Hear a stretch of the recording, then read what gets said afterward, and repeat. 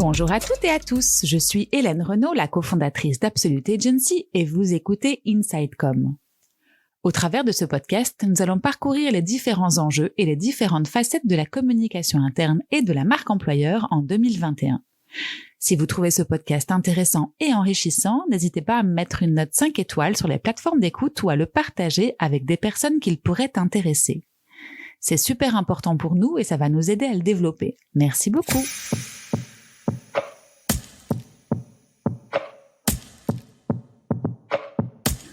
Le mentorat, est-ce que vous connaissez ce mot ?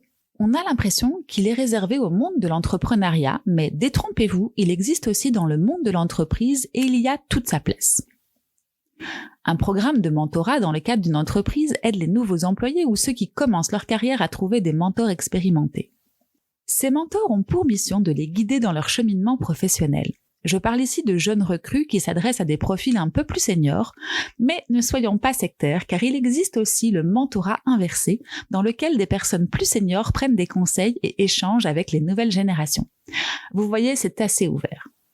Le mentorat apporte beaucoup à l'entreprise car il accroît performance et bien-être en valoriser le mentoré comme le mentor. Alors, qu'est-ce qu'un employé peut attendre de son mentor ? Tout d'abord, je dirais des conseils avisés. Pouvoir bénéficier des conseils d'un professionnel expérimenté qui est déjà passé par de multiples épreuves est une chance.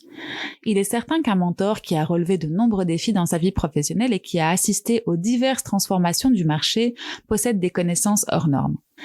Ensuite, je dirais qu'un employé peut attendre de son mentor une vision globale de l'entreprise ou du monde du travail en général. Il est facile de se retrouver bloqué dans une situation inconnue au travail. Avec l'aide d'une personne expérimentée qui connaît les difficultés qu'il est possible de rencontrer, vous pouvez améliorer votre prise de décision et faire des choix plus raisonnables. Contrairement à un ami ou à un parent, le mentor comprend et analyse de façon objective la situation.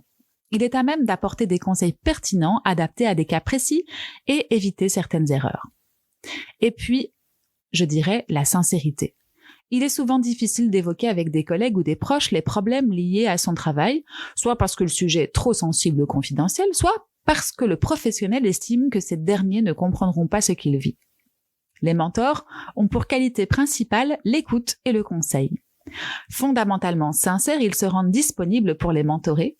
Ils les accompagnent dans la concrétisation de leurs idées et les aident à anticiper ou à solutionner leurs problèmes. Un autre point qui n'est pas négligeable non plus, c'est l'accès à un plus vaste réseau. Avoir le soutien d'un mentor permet aussi d'accéder à un plus vaste réseau. Si le mentor n'a pas de solution pour faire face à une difficulté, il existe probablement dans son réseau quelqu'un qui pourra en trouver une. Les réseaux tels que LinkedIn sont une excellente façon d'entrer en contact avec des professionnels compétents tout en étant recommandés. Et enfin, on peut aussi parler d'une possibilité d'accroître son développement personnel. Facteur inconditionnel à la réussite de toute entreprise, le développement personnel du dirigeant et de son équipe est la clé de voûte du succès. Dans ce cas-là aussi, le mentor tient une place décisive. Il partage ses expériences et guide l'autre professionnel. Il est en effet difficile d'accorder le temps nécessaire pour se perfectionner et se recentrer sur son développement personnel. Et pour terminer, je voulais revenir sur le mentorat inversé, qui fait aujourd'hui pas mal d'émules en entreprise. C'est bien sûr une chance de pouvoir croiser toutes les générations, mais attention à ne pas brûler certaines étapes.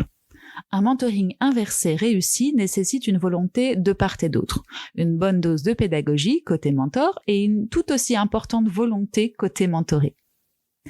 Voilà, c'est tout pour aujourd'hui.